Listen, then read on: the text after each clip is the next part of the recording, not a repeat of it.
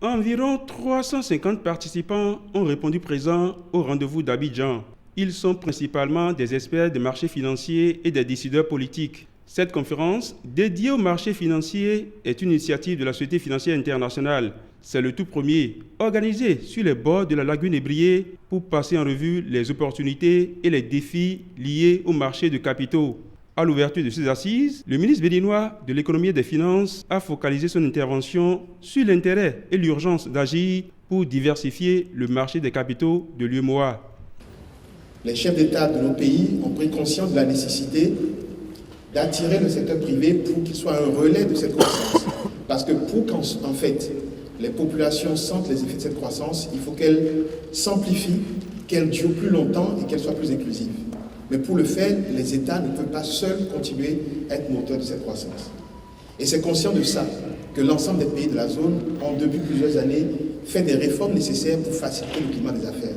Il est indispensable qu'une fois que les conditions pour le doing business sont en place et continuent de s'améliorer, que maintenant le marché des capitaux soit structuré de façon à pouvoir jouer le rôle de levier et permettre au secteur privé de prendre le relais.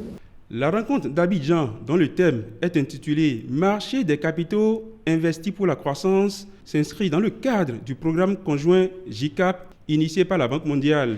Tout en remerciant les partenaires techniques et financiers pour l'accompagnement sans cesse renouvelé, le président du Conseil des ministres de l'UEMOA a salué la présence remarquée du Premier ministre ivoirien à ce forum économique. Un privilège pour moi de m'exprimer devant son Excellence le Premier ministre de la Côte d'Ivoire, M. Amadou Gon Coulibaly, qui depuis plusieurs années, aux côtés du président Alassane Ouattara, ne ménage aucun effort pour travailler fidèlement, inlassablement au développement de notre région, au bien-être de nos populations, à travers notamment les actions pour une meilleure intégration de la région et une meilleure attractivité de notre région. Et je voudrais demander à l'audience de bien vouloir l'applaudir. Le Premier ministre ivoirien Amadou Gon Coulibaly s'est fortement engagé à soutenir toutes les réformes qui vont dans le sens de l'accroissement du niveau de mobilisation des ressources dans l'espace ouest-africain et même au-delà.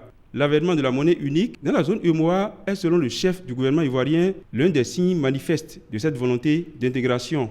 C'est donc le lieu de saluer les initiatives sous-régionales et régionales d'intégration, telles que l'avènement de la monnaie unique, qui devrait permettre à nos États de mieux résister aux fluctuations sur les marchés et d'amorcer plus confortablement leur virage vers l'émergence.